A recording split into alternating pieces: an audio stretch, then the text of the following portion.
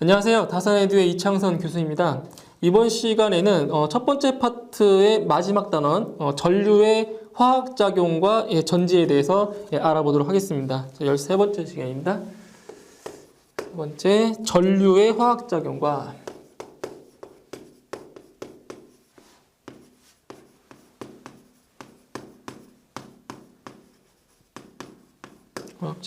전지입니다. 전지.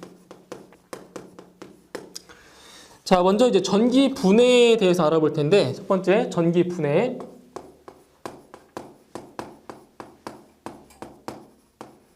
자, 이 전지라는 것이 전기 분해에 의해서 작용하는 것으로서, 그러니까 전기 분해라는 것은 이제 물에 전기를 흘리면 그 산소와 수소를 만들어내는 현상을 전기 분해라고 해줍니다. 전기 분해. 자, 쉽게 예를 들면 그림 하나 그리겠습니다. 그림을. 자, 여기에 그 수조가 있고 그 수조에 여기 물을 채웁니다. 물을 이런 식으로. 자, 물을 채운 다음에 자, 여기 금속을 넣습니다. 하나는 구리. 자, 구리를 집어넣고 자, 한쪽에는 이제 아연판을 집어넣습니다. 이쪽에 아연판을 이렇게. 자, 구리와 아연판. 자, 이렇게 구리와 아연판을 집어넣은 다음에 이쪽이 구리 그리고 이쪽이 아연. 그리고 이제 구리와 아연판을 이렇게 연결합니다. 두 개를 이렇게 자 연결을 이렇게 해줍니다. 이런 식으로.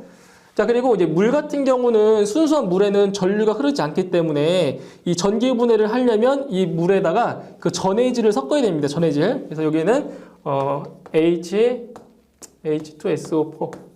자, 이렇게 황산 수용액을 자, 물에 섞습니다. 섞어서 전기 분해를 해주는 겁니다. 이런 식으로. 그 다음에 이 물에 이제 전기를 흘리면 여기에 이제 아연이 있고, 그 다음에 구리가 있고, 여기에 수소가 있습니다. 그러니까 이온화 하려는 그 경향이 다른데, 여기서 아연과 그 다음에 수소와 그 다음에 구리가 있을 때, 아연이 이 수소와 구리보다는 이온화가 되려는 경향이 더 셉니다. 일반적으로. 자, 구리가 아연이 더 세기 때문에 여기서 이제 아연판에 있는 이 아연이 이온화가 되게 됩니다. 이온화. 그러니까 어떻게 이온화가 되냐면 이 아연이 자, 이가에 이온화가 돼서 이제 여기에는 이제 전자 두 개가 남게 되는 거죠. 그러니까 여기서 이 전자가 어디로 갑니까? 이쪽으로 이렇게 흘러가게 되는 거죠. 이렇게. 여기 전자 이가가 더 있기 때문에 이 아연판에서 어디로? 이 구리판으로 이 전자가 이동하게 됩니다. 그러니까 여기서 알 수 있는 거는 이 전자가 아연판에서 구리판으로 이동했기 때문에 이 구리가 자, 플러스 극이 되는 것이고, 그리고 아연이 이렇게 마이너스 극이 되면 알 수 있는 거죠. 이런 식으로. 그죠? 전자는 마이너스에서 플러스로 이동하기 때문에. 그럼 반대로 전류 같은 경우는 이렇게 흐르겠죠? 전류는. 그죠? 전류 방향이 이렇게 되겠죠. 구리에서 아연 쪽으로 전류가 흐르겠죠. 그죠? 이런 식으로. 자, 그 다음에 이 그 수용액에는 이제 물에 이제 황산 수용액을 섞었는데, 근데 여기에는 어떤 게 있냐면, 자, 수소가 1가죠. 그죠? 양 1가 이렇게. H 플러스. 그리고 황산은 SO4가 자, 2가, 마이너스 2가. 자, 이렇게 막 떠다닐 겁니다. 그죠? 물 속에서. 그때 여기 그 구리 쪽으로 이 전자와 이 수소가 뭐합니까? 결합하겠죠, 그죠? 그러니까 이 전자 마이너스고 이 수소는 플러스이기 때문에 둘이 결합하겠죠. 이온 결합을 해서 어떻게 되냐면 여기 구리판 쪽에 이렇게 수소가 달라붙게 됩니다. 수소가. 이게 바로 그 구리판 쪽에 수소가 달라붙어서 기전력이 감소하는 현상을 현상을 이따 배우실 텐데, 바로 분극 현상. 그게 바로 분극 현상이 돼가지고 기전력이 감소하게 되는 겁니다. 즉, 전기 분해라는 것은 이러한 식으로 된다라는 거 그냥 이해만 하시고 넘어가시면 되겠습니다. 시험에 나오는 거 아니기 때문에. 자, 그다음 전해질이라는 것은 물에 용해가 되어서 전류가 잘 흐르게 할 수 있는 물질, 뭐 수산화 나트륨이나 황산 같은 거 있죠. 그러니까 순수한 물에는 전류가 흐르지 않기 때문에 그 물에 이러한 전해질을 섞어서 전기 분해를 할 수 있게끔 만들어주는 겁니다. 그래서 전기 분해라는 것은 전해액에 전류가 흘러 화학 변화를 일으키는 현상이다. 이렇게 그냥 이해만 하시면 되겠습니다. 자, 두 번째로는 전지의 종류죠. 전지의 종류. 자, 두 번째 전지의 종류. 전지의 종류다. 자, 전지의 종류는 크게 두 가지로 나눌 수 있는데 첫 번째는 1차 전지. 1차 전지라는 것이 있고 두 번째 2차 전지가 있습니다. 2차. 자, 여기서 1차 전지와 2차 전지를 어떻게 구분하냐면 1차 전지 같은 경우는 말 그대로 일회용. 자, 일회용입니다. 일회용. 그러니까 한 번 쓰고 나면 한 번 방전이 일어나면 재사용할 수 없는 것. 그래서 이런 경우는 일반적인 건전지죠. 건전지. 건전지 중에 뭐 망간 건전지. 그죠? 그러니까 충전을 할 수 없는 건전지를 이제 1차 전지라고 하고 이제 2차 전지 같은 경우는 이제 충전. 자, 방전이 이루어지면 다시 충전이 할 수 있게끔 충전이죠, 일종의. 2차 전지는 뭐 축전지. 그죠? 축전지. 이거는 재사용을 할 수 있는 거죠. 재사용. 그죠? 그 대표적인 2차 전지에는 뭐가 있습니까? 대표적인 2차 전지에는 납축전지. 납축전지나 아니면 알칼리 축전지가 있죠. 알칼리 축전지. 축전지. 그러니까 충전을 해서 다시 사용할 수 있는 겁니다. 대표적인 게. 자, 그러면 이제 그 납축전지부터 보면 여기 축전지 종류 중에 지금 종류 있죠. 전지의 종류. 그러면요. 전지의 종류를 할게요. 그냥. 네. 자, 납축전지. 자, 이 납축전지 같은 경우는 이게 그 전지 자체는 시험에 잘 나오지 않습니다. 근데 여기서 납축전지에서도 여러분이 좀 암기를 해두실 게 뭐냐면 양극과 음극의 재료입니다. 납축전지의 양극의 재료와 자, 음극의 자, 재료만큼만 이 정도만 알고 계셔야 돼요. 그러니까 아까 말씀드렸죠. 구리가 플러스고 이제 아연이 마이너스였죠. 이런 것처럼 양극의 재료와 음극의 재료가 뭔지만 이렇게만 암기하시면 될 것 같아요. 자, 보시면 납축전지 같은 경우는 양극에는 이산화납이 있습니다. 이산화납 쓰이고 이제 음극재료는 납이 있어요. 납. 그죠? 음극재료에는 자, 납이라는 거. 이것만 알고 계셔야 돼요. 그리고 전해액으로는 물군항산에 쓰이고 그다음에 뭐 비중, 그다음에 공칭전압, 공칭용량. 이 공칭전압과 공칭용량은 이제 실기 시험에서 나오는 내용이기 때문에 그때 가서 다시 한번 더 보시면 되고 그리고 화학반응식 같은 경우는 그냥 눈으로 한번 보고 넘어가세요. 시험에 안 나옵니다. 이거 화학반응식 같은 경우. 그러니까 화학반응식이 아까 말씀드렸던 이러한 그 전기분해 과정을 써놓은 겁니다. 그죠? 그러니까 화학반응식 그 눈으로만 한번 보고 넘어가셔도 돼요. 자, 그 다음에 이제 알칼리 축전지죠. 알칼리. 자, 알칼리 축전지를 뭐 다른 말로 니켈 카드뮴 전지라고 합니다. 니켈 카드뮴. 자, 니켈 카드뮴 전지라고 하죠. 니켈 카드뮴 전지. 여기서도 마찬가지로 그 양극 재료와 음극 재료만 암기하십시오. 양극 재료. 자, 양극 재료와 음극 재료가 뭐냐?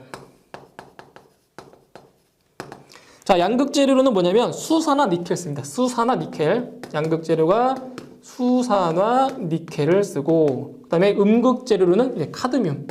그렇죠? 카드뮴 씁니다. 카드뮴. 이렇게 재료만 암기하시면 될 것 같습니다. 그다음에 뭐 전해액으로는 수산화 칼륨을 쓰고 뭐 비중, 공칭 전압, 공칭 용량이 이런 게 있다라는 것만 그냥 눈으로 보고 넘어가시면 되겠습니다. 자, 그다음에 세 번째. 자, 세 번째는 자, 전지에 나타나는 이상 현상. 전지에 나타나는 이상 현상입니다. 전지에 나타나는 자, 이상 현상. 자, 보시면 두 가지가 있는데 첫 번째는 분극 현상입니다. 분극 아니면 성극 똑같습니다. 성극 현상.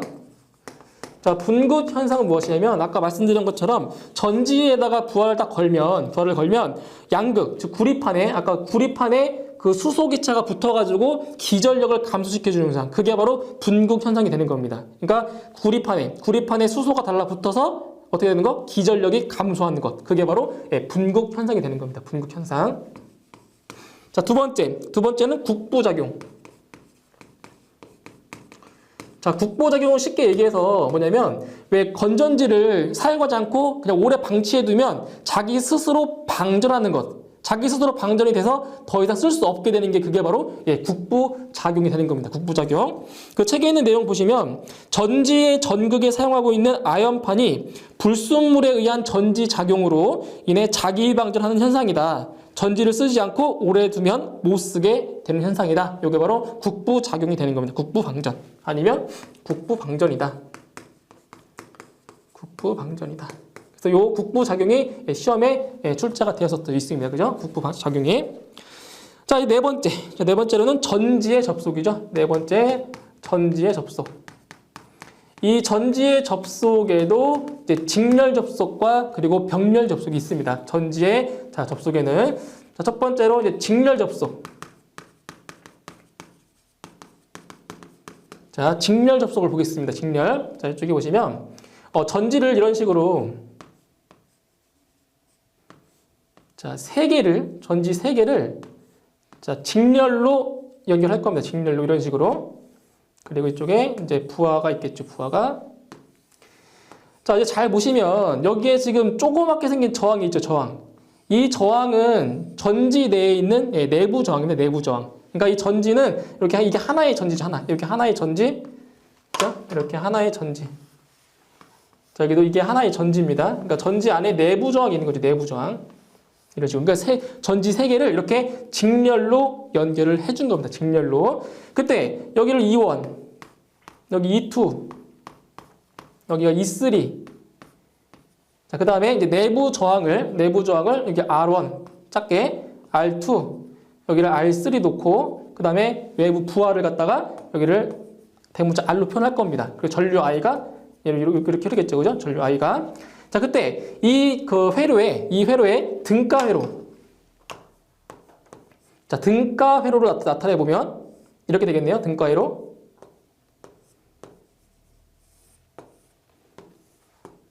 그러니까 둘은 같은 회로군요. 같은 회로가 되는 겁니다. 같은 회로가.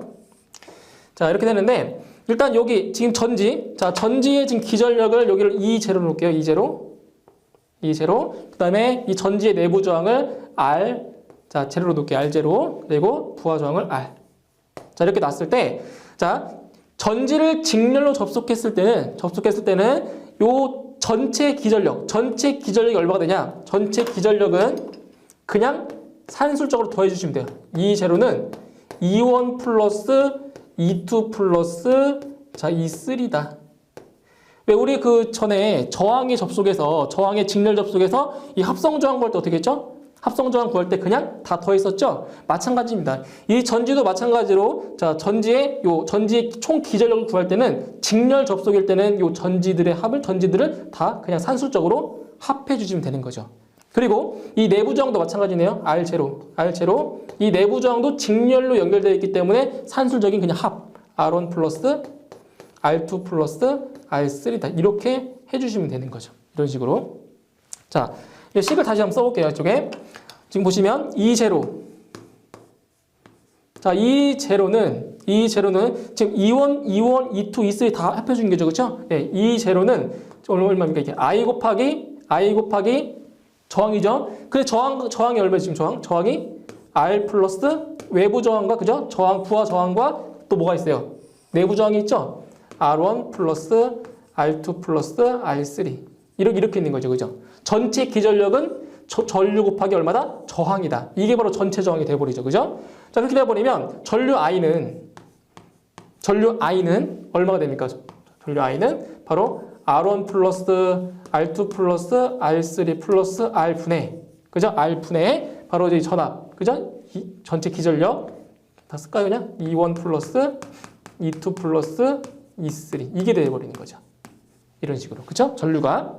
자, 근데 여기서 중요한 건 이게 중요한 게 아니라 이런 거예요. 만약에 이 전지의 크기가 동일하다. 그리고 요거 내부 저항도 동일하다라고 했을 때 그때 이 식이 어떻게 바뀌냐면 자, 전체 기전력. 만약에 요게 전부 다 2입니다. 2.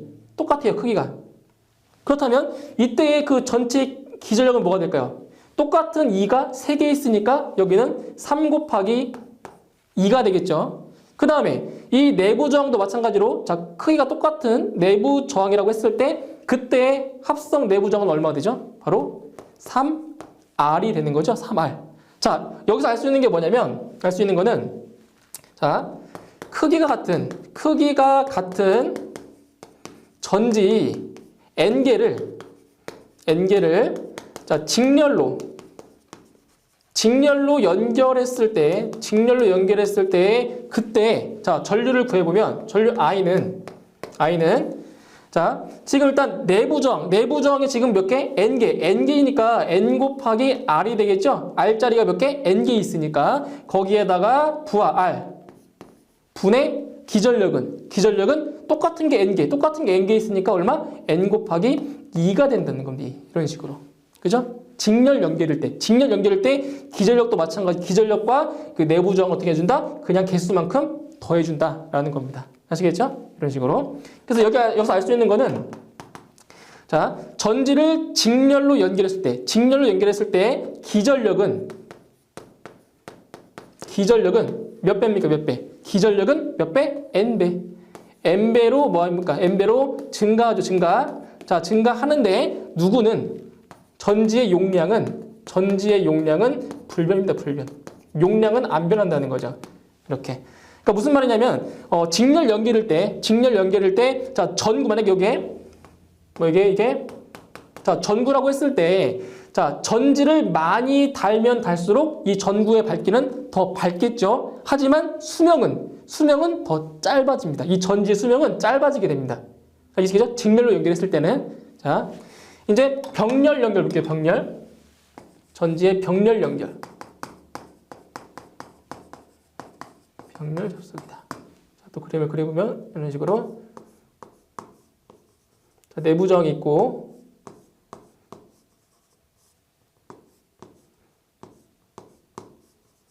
자, 이렇게 전지를 병렬로 연결한 겁니다. 병렬로. 이쪽에 자, 부하가 있고 자, 이렇게 생긴 거죠. 이런 식으로. 자, 여기 전류 I가 흐르고 자, 여기를 E1, E2, 자, E3, 여기 R1, R2, 자, R3다. 그리고 저항 R. 자, 이렇게 생긴 겁니다. 자, 마찬가지로 여기에 이제 등가 회로를 또 그려보면 자, 등가 회로를 또 나타내보면 이렇게 된다는 거죠. 전지가 있고 자, 내부 저항이 있고 여기에 이제 부하가 있습니다. 이런 식으로. 자, I가 흐른다.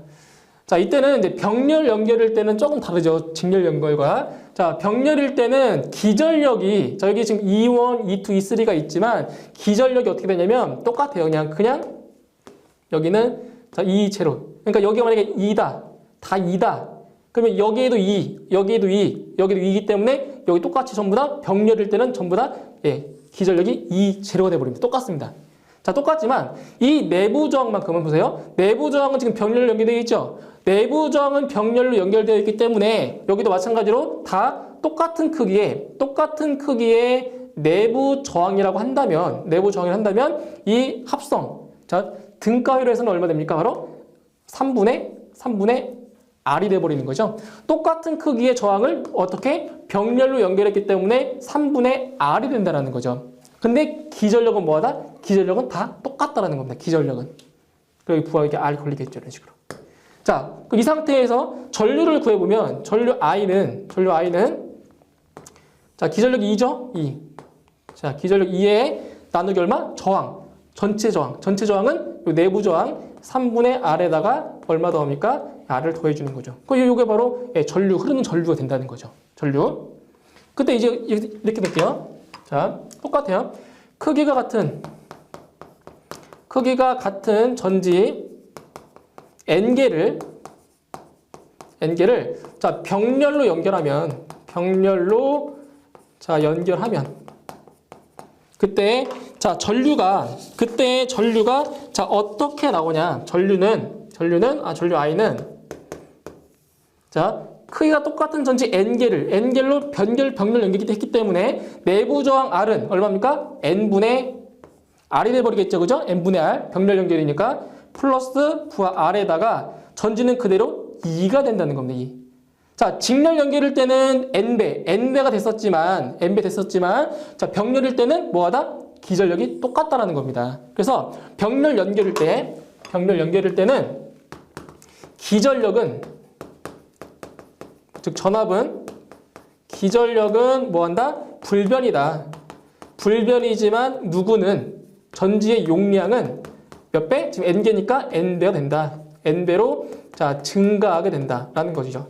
그러니까 병렬로 연결했을 때 여기에 만약에 꼬마 전구가 있다고 한다면 있다고 한다면 병렬로 연결하면 이 전구의 밝기는 좀 덜 밝을 겁니다. 직렬 연결보다. 하지만 용량이 n배로 증가됐기 때문에 이 전지의 수명은 더 길다라고 볼 수 있는 거죠. 그래서 알 수 있는 거는 전구의 밝기를 더 밝게 하고 싶다. 그러면 전지를 직렬로 연결하면 되는 것이고 이 전구의 수명, 자 수명을 더 길게 하고 싶다. 그럴 때는 병렬로 연결해 주시면 되는 겁니다. 아시겠죠? 연결하는 방법. 이 정도만 알고 계셔도 됩니다. 이런 식으로. 자, 그 다음에 다섯 번째 충전 방식이네요. 다섯 번째. 자, 이 충전 방식은 이제 실기 시험에도 가끔 나오는 문제입니다. 충전 방식은 실기에서도. 자, 첫 번째로 보통 충전 방식. 보통 충전 방식은 이제 필요할 때마다 조금씩 충전하는 방식이 이제 보통 충전 방식이라고 할 수 있고, 그 다음에 급속 충전 방식은 말 그대로 급속, 빨리 충전한다는 거죠. 그러니까 단시간에 보통 전류의 2에서 3배로 충전하는 방식이 급속 충전 방식이다라는 거. 그 다음 세 번째, 균등 충전 방식은 일단 부동 충전 방식의 하나의 방식인데, 부동 충전 방식을 사용 시에 각 셀에 일어나는 전위차를 보정하기 위해서 1에서 3개월마다 1회씩 충전해 주는 게 바로 이게 바로 균등 충전 방식이라고 할 수 있습니다. 그다음 네 번째 부동 충전 방식인데 이게 중요한 거죠. 자, 네 번째로 부동 충전 방식이 중요하죠. 가장 시험에도 잘 나오고 부동 충전 방식이다. 자, 이것은 이제 실기 시험에서 가끔 이제 회로도를 이제 물어보는 문제도 나오고 어떻게 되어 있는 거냐면, 자, 여기에 이제 충전기가 있어요. 충전기가. 자, 충전기가 있고 이 충전기에 축전지와 부하를 이렇게, 자, 축전지와 부하를 병렬로, 자, 축전지와 부하를 충전기와 병렬로 연결해 준 게 보다 바로 부동 충전 방식인 겁니다. 그러니까 일종의 그 축전지의 자기 방전을 보충함과 동시에 이 상용 부하에 대한 전력 공급은 누가 합니까? 바로 이 충전기가 자, 부담을 하고, 이제 충전기가 부담하기 어려운 일시적인 대전류 같은 경우는 누가 부담한다? 바로 이 축전지가 부담하게 해주는 그런 방식이 바로 부동 충전 방식이라고 할 수 있습니다. 아시겠죠? 부동 충전 방식, 즉 축전지와 부하를 어디에? 충전기에 병렬로 연결한 거다. 이렇게만 알고 계시면 됩니다. 자, 그리고 그 밑에 보시면, 자, 회로 계통이 나오는데 그 회로 계통을 물어보는 문제 나옵니다. 반드시 그 회로 계통 순서 있죠. 순서. 교류, 변압기, 그다음 정류회로, 필터, 부하 보상, 부하. 그 순서를 암기하셔야 됩니다. 이거 가끔 나오기 때문에 회로 계통. 자, 그다음 다섯 번째로 세류 충전 방식. 세류 충전 방식은 자기 방전량만 충전해 주는 방식이 바로 세류 충전 방식이다라는 거. 용어만 알고 계시면 돼요. 용어만. 자, 다음 여섯 번째는 자, 축전지의 용량입니다. 축전지 용량. 네, 축전지 용량도 실기 시험에 자주 등장하는 거죠. 축전지 용량.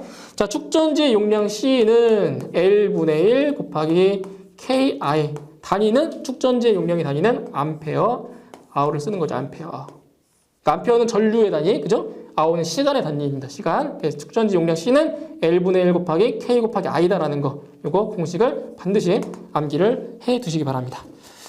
자, 이제 출제 예상 문제를 가보면, 자, 1번에 자, 전압 1.5V, 내부 저항 0.2ohm의 전지 5개를 직렬로 접속하면 전전압은 몇 볼트인가? 자, 1번에 전압이 1.5V짜리 그리고 내부 저항이 0.5ohm이다. 근데 이런 것을 자, 5개를 직렬로 연결했을 때 전전압을 구해라. 전전압. 자, 전전압은 어떻게 했어요? 전전압은 N 곱하기, 이 재료는 N 곱하기 2라고 했죠. 그죠? 자, 크기만큼 곱해주라고 했죠. 그죠? 직렬 연결일 때는. 그렇다면은, 자, 1.5V짜리가 몇 개 있습니까? 5개를 직렬 연결했으니까 그냥 곱하기 5를 해주라는 거죠. 그렇다면 전전압은 7.5V가 되는 거죠. 그죠? 답은 4번에 있죠. 자, 다음 2번에 기전력 3.6V. 자, 2번. 기전력이 3.6V. 기전력 3.6V. 그 다음에 용량이 600mAh. 600mAh. 자, 여기서 축전지 5개를 똑같습니다. 5개를 직렬 연결했을 때, 5개를 직렬로 연결했을 때 그때의 기전력과 용량이 얼마냐? 자, 기전력. 첫 번째, 자, 기전력은 같죠? 지금 5개를 직렬로 연결했기 때문에 3.6V짜리가 몇 개? 5개 있다. 곱해주시면 바로 18V가 나오는 거고요. 그 다음에 용량은, 자, 전지를 직렬로 연결했을 때는 용량의 변화가 있다, 없다? 용량의 변화가 없다라고 했죠? 없기 때문에 그냥 600mAh가 되는 거죠. 그죠? 직렬 연결일 때는 용량의 변화가 없다라는 거. 답은 4번이 되겠죠? 자, 다음 3번 문제. 자, 3번은, 자, 기전력이 1.5V. 자, 기전력이 1.5V. 그 다음에 내부 저항이 10옴. 내부 저항이, 자, 10옴인 건전지 4개를 직렬 연결하고, 자, 4개를, 자, 직렬로 연결을 하고, 거기에 20옴의 저항을 접속하는 경우. 그죠? 저항. 20옴의 저항을, 자, 접속한다고 했습니다. 그때 저항 아래에 흐르는 전류와 단자 전압이 얼마냐라고 물어봤죠? 자, 이런 경우에, 자, 전류 I를 구해봐야 되겠네요. 그죠? 자, 먼저 기전력 1.5V짜리 4개를 직렬로 연결했으니까 1.5 곱하기 4가 되겠죠? 그죠? 1.5 곱하기 4. 그럼 얼마가 되죠? 전압이 6V가 되는 거죠. 그죠? 6V. 그 다음에 내부 저항이 15옴인데 15옴을 또 4개 직렬 연결했잖아요. 그거 얼마예요? 40옴이죠. 그죠? 10옴이 4개 있으니까 40옴. 거기에다가 요 부하가 20옴이잖아요. 그죠? 그럼 20을 이렇게 더해주는 거죠.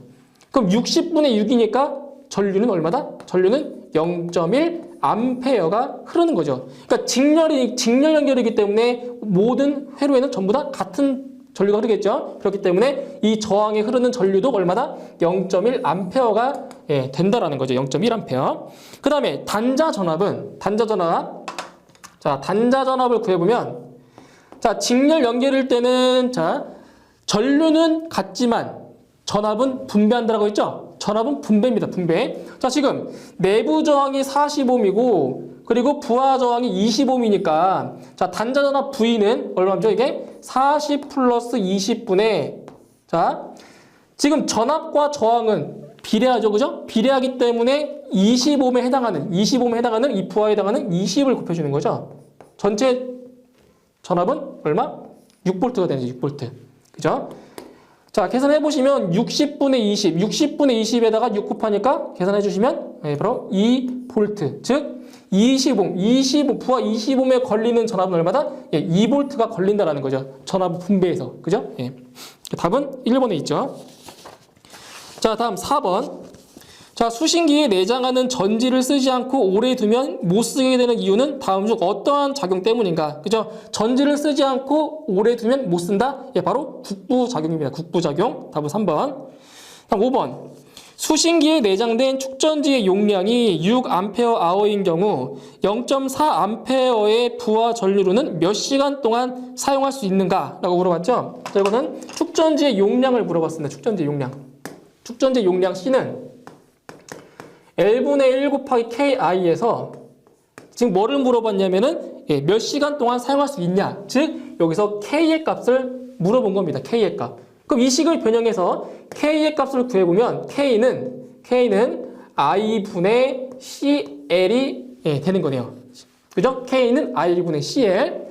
자, 보시면 지금 전류가 지금 얼마니까? 0.4A. 전류가 0.4A. 그 다음에 축전지 용량이 6A죠? 6A 곱하기 지금 L값은 안 나왔죠? 안 나왔기 때문에 그냥 안 나올 때는 1로 놓으면 됩니다. 그죠? 안 나왔을 때는 이걸 계산해 주시면 얼마가 나오냐면 바로 15가 나옵니다. 15시간.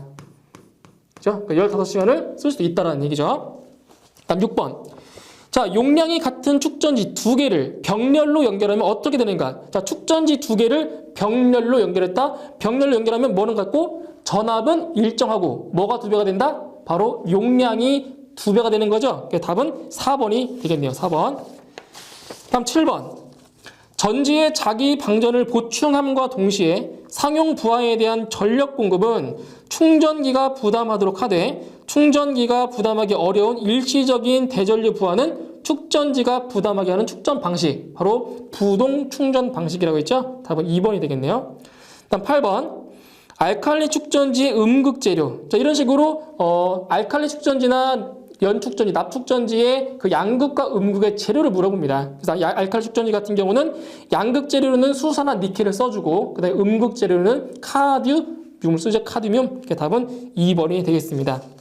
자, 여기까지 출제 예상 문제까지 풀어봤고 이번 시간까지 해서 제 1장이 직류회로를 다 설명을 드렸습니다. 이 직류회로 부분은 이제 나중에 교류회로도 공부하시겠지만 교류회로를 보다는 더 수월한 어떻게 보면 수월한 내용이긴 한데 그렇게 어렵진 않은 내용입니다. 나중에 교류 회로를 공부하실 때 아주 중요한 단서가 되기 때문에 직류 회로 부분을 완벽하게 숙지하신 다음에 그 다음에 나중에 사장에 가시면 교류 회로 공부하실 때 그때 다시 한번 복습 차원에서 더 공부를 하시면 되겠습니다. 네, 저는 다음 시간에 다시 뵙겠습니다. 수고하셨습니다.